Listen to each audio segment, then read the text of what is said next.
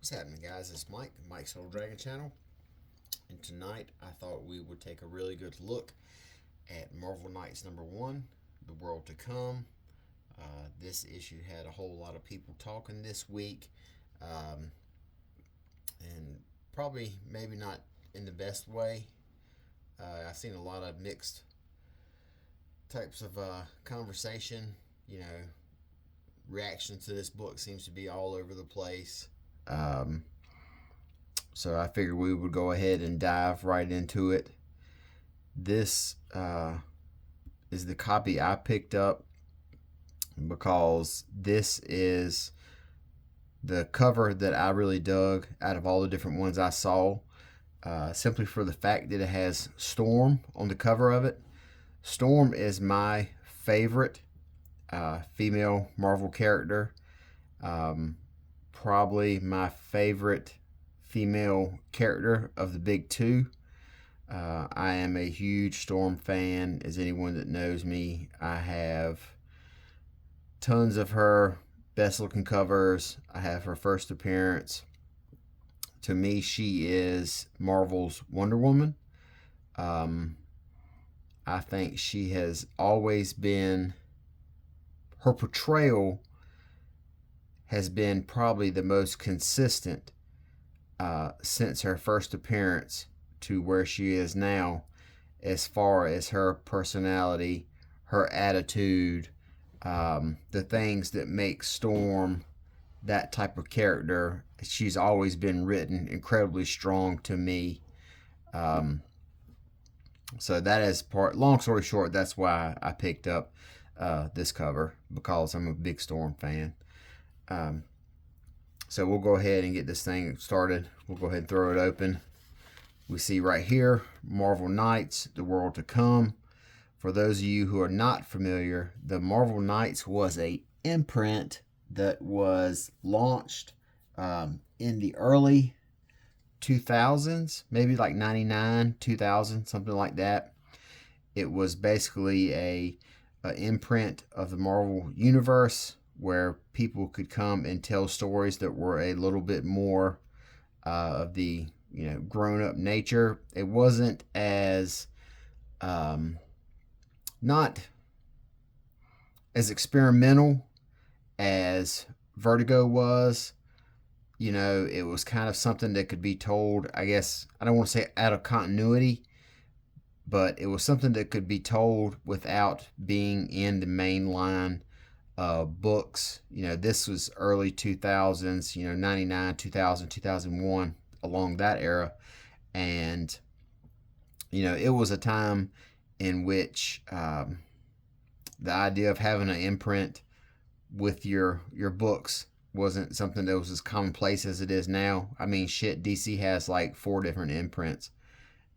All going. If you got Vertigo, they've got the black label. They've got Elseworlds. So DC's beating that horse to death.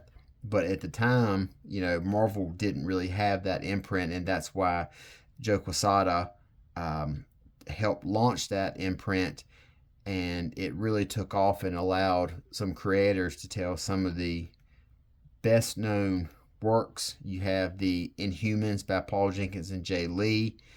You have the Kevin Smith Daredevil run. You have the Christopher Priest, Mark Texeira on Black Panther.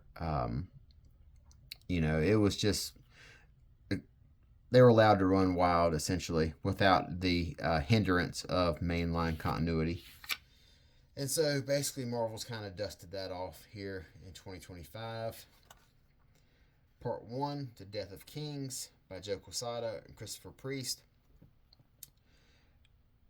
Now, I want to confess I am probably going to butcher a ton of these words, these terms. I'm really going to butcher, and I apologize in advance. I'm going to do the best I can. The Republic of Wakanda, 16 years after the World to Come. So this is the World to Come, 16 years after that. Permission to approach, my king. The king needs his strength. The chimes, beloved, now ring sweetly in these ancient ears. Whispers Oran Apadi Abdobi of troubled souls. This ancient soul has much to answer for. Now, beloved, take my hand. Hear the chimes echo sweetly, the warrant of lost millions. My lord? Spillegio. Now, Christopher Priest, he is the writer of this book, and he is well known for doing these types of jumps in between in your main story. He does a lot of different jump from location to location, from time period to time period, and we're already starting to see a little bit of that right here as this book starts. Pellegrino, of course, none of that reverse osmosis piss. Get those cases of 1998 Poland Spring unloaded. I got 20 pallets of Aquafina coming in. Aquamarines, resistant fighters, safety your weapons and lay them on the ground. There will be no second warning. Summon your leader. His presence is demanded by the Dora Milaje. The sovereign nation of many nations, Carnegie, Oklahoma. Carnegie, Oklahoma sector, 16 years after the world to come. I know why you've come. I expected you long ago. Don't you Doors have a guarantee? We arrive in 30 years or less, or the guaranteeing is free. Well, I'm ready. Been ready for years. Be even readier if you'd perhaps allow me a brief nap. We Aquamarinas are patriots, freedom fighters. Fascism must be resisted. Wakanda never. Kill me if you won't. Although a stern talking to will work just as well, I assure you. My army will never surrender. Surrender is unnecessary. Try to remember the wars they ended long ago, which is exactly what you'd like me to believe. We have been sent to inform you the king has passed.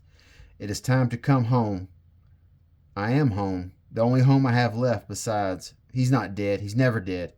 Remember last time he was dead? He wasn't dead then either. It's always a lie, you'll see. That's who he is. Permit me to remind you of the story thus far. Warrior Falls, the Republic of Wakanda, 8 years before the world to come. See, like I said, this is a staple of a Christopher Priest story. His huge run on Vampirella does this time jumping stuff around with the different narrators, the different location changes. His Black Adam 12-issue miniseries is along the same way. So this is right up his alley. This form of storytelling. T'Challa, your king was getting old. Too old for these routine tribal challenges, but that was the rule. Leadership of the most advanced civilization on Earth, built around a mountain of the most powerful metal on the planet, was routinely decided by whomever had the best right cross. Decades before, the king had granted Wakanda self-rule. It was like giving nuclear launch codes to your crazy aunt. It would take generations for people accustomed to tribalism to mature enough to govern themselves. The king knew that, so he kept the ridiculous game, the tribal challenge. Paper covers ICBM. Spiago, enough, boy, yield. Never. So this scene right here where T'Challa is fighting off the next person who wants to lead Wakanda, that's how they determine leadership. You know, we've all seen that in the Black Panther movie with Killmonger fighting off Black Panther. Cleric M, I declare an end to this farce. You cannot. Am I not king? King, but no longer sovereign, my lord. The people have spoken. The challenge continues. This mope's name was simply M. He became high priest when nobody else wanted to staple jewelry to their face. That's another priest. Christopher Priest is always crazy. I don't want to say disrespectful, but he doesn't have a problem poking fun at some things. I guess the word would be irrelevant. I'm pretty sure I got that word wrong. But he, like I said, not disrespectful. But he does have a good sense of humor, and he does like kind of poking fun at form and fashion and policy and procedure. The boy lacks standing to issue this challenge. You priests violate your own. I told you to stay dead. No! You've told me this story many times. You Doors are the king's con- concomitants, representatives of Wakanda's various tribes, a religious order designed to prevent typical African tribal conflicts. Chick diplomacy. I used to be a diplomat, now I'm a fugitive. Let me tell you how that happened. So now we have another time jump. Wakanda City, Kingdom of Wakanda, 24 years before the world to come. And we see Black Panther and Storm right here. The king married his lifelong friend, which was a bad idea. Then he dumped her, which was a worse idea. Aurora Monroe was born in New York but grew up in Cairo. She died in the race war, and Wakanda's king erected a temple to her. Mother, you come here every week mourning her. I sent Aurora away many years ago. It was for the best. Accept it. I have, son. Marriage is an awful thing to do to someone you actually love. Ramonda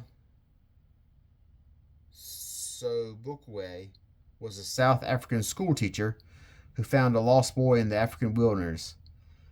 The kid turned out to be the son of a king. So that's T'Challa's mom right there. T'Chaka, a king married you. Yes, and it got your father killed. Don't believe that. Son, if you fall down a flight of steps, get hit by a bus, Wakanda will blame me, your father's foreign wife. They already believe I sent you to America, to those Avengers. Mother, not this again. Unnecessary risk, T'Challa. If you died, Wakanda resources and technology could fall into the wrong hands. That would put the entire planet at risk, son. You need an heir. And I wouldn't mind a grandson. Paris, France, 26 years before the world to come. Ironically, in order to have a kid acceptable to all tribes, the king had to select a wife from none of them. Monica Lynn was a New York jazz singer. She and the king had been engaged to marry when he, of course, dumped her. It had taken years for her to finally move on with her life. Monica Masoye.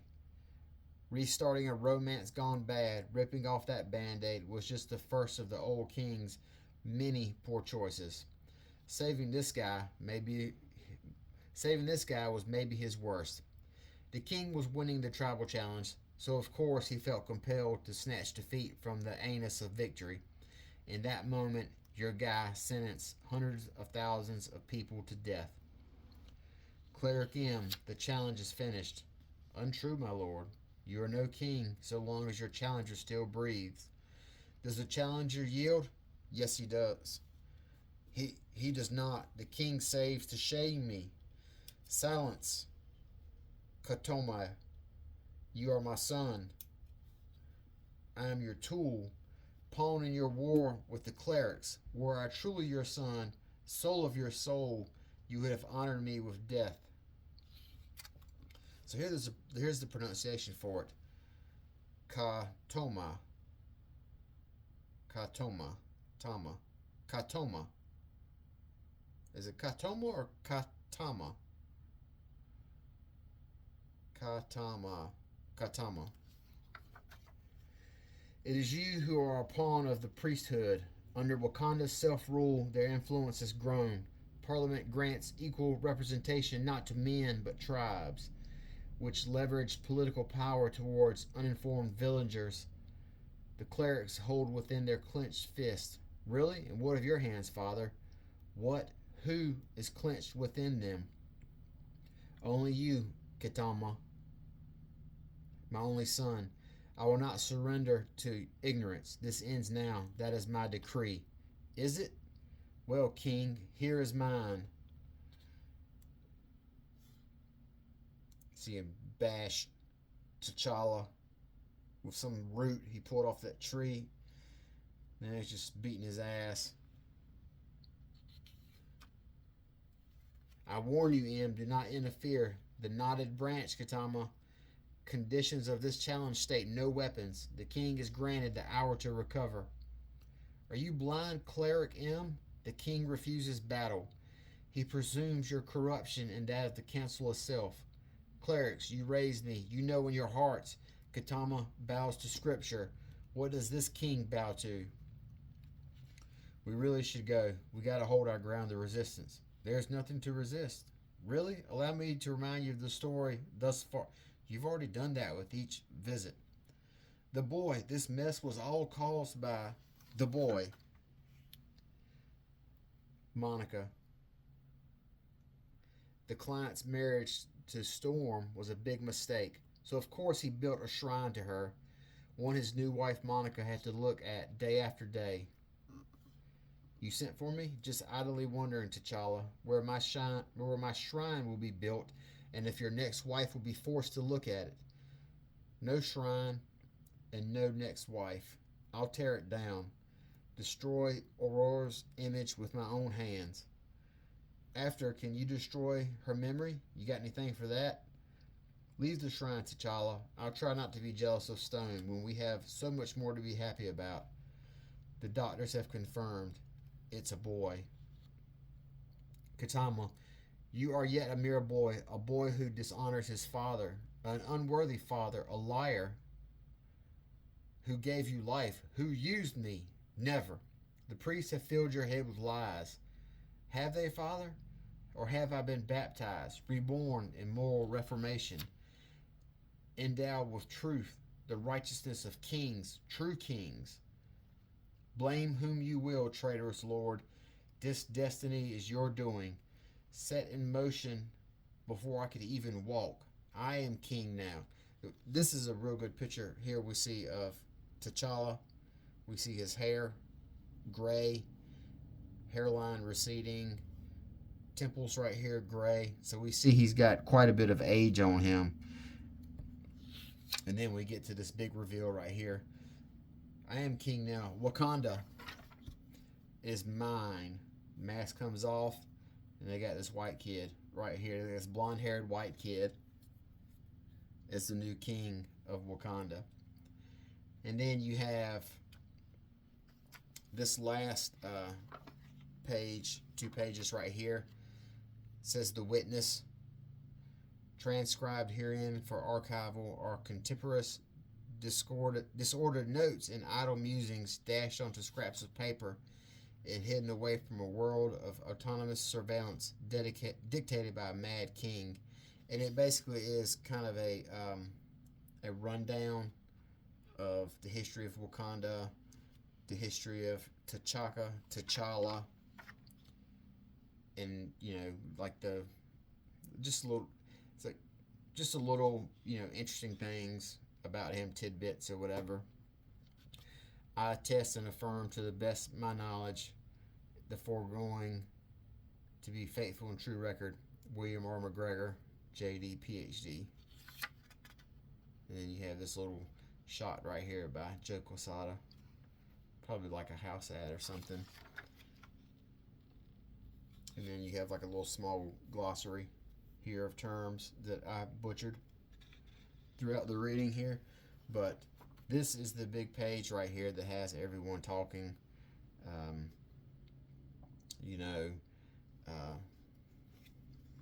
Of course, when you have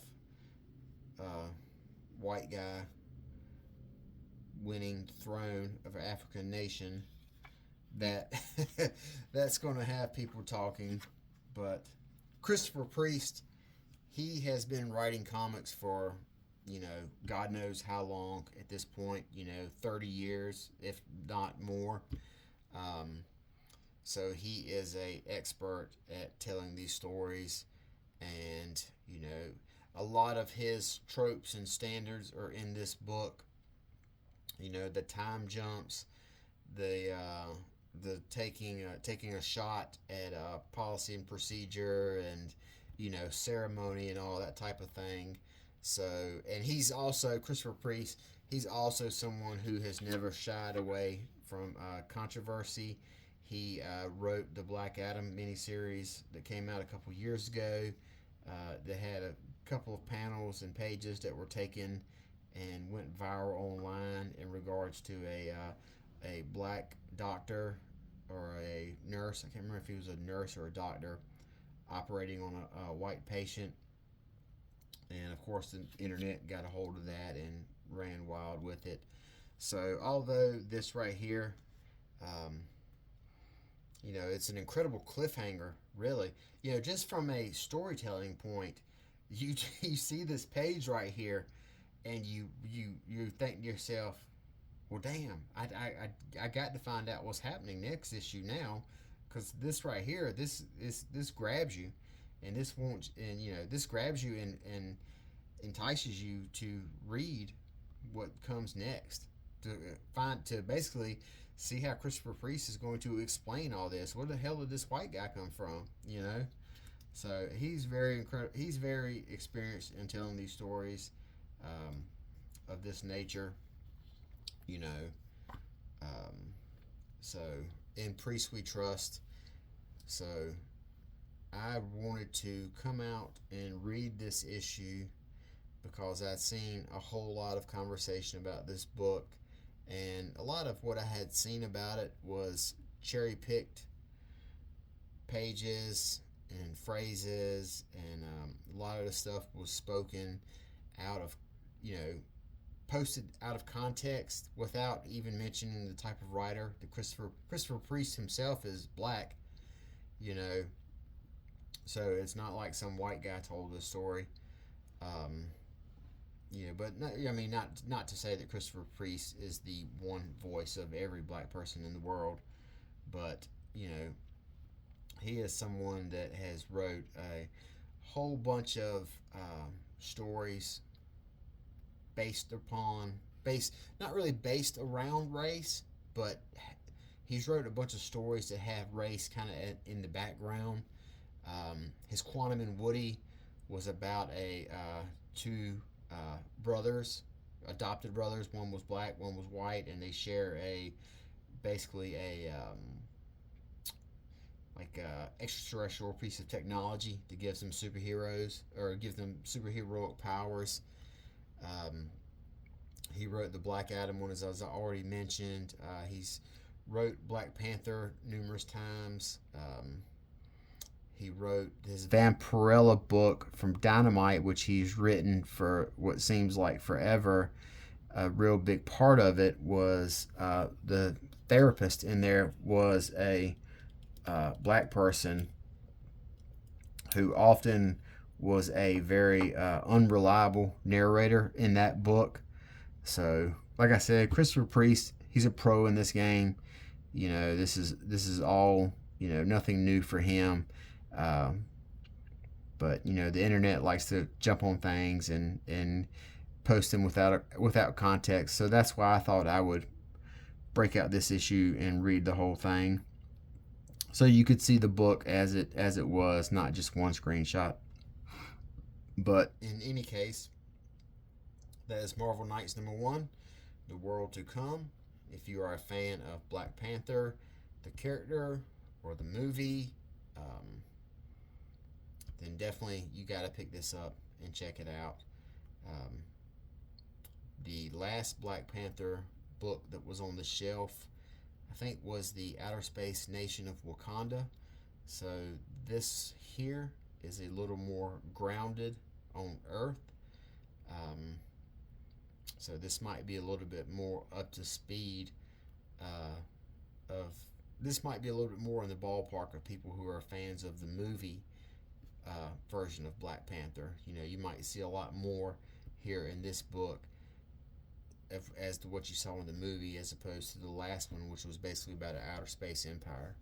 So, but anyway, wrapping this up, Marvel Knights, The World to Come, #1. If you're a fan of Black Panther, check it out. I think you'll like it. This is the book right here. No cherry pick screenshots, no cherry pick panels, nothing out of context. This is the book as it's displayed right here. No spin. So till next time, you guys take care. Talk to you later. Have a good night, and bye-bye.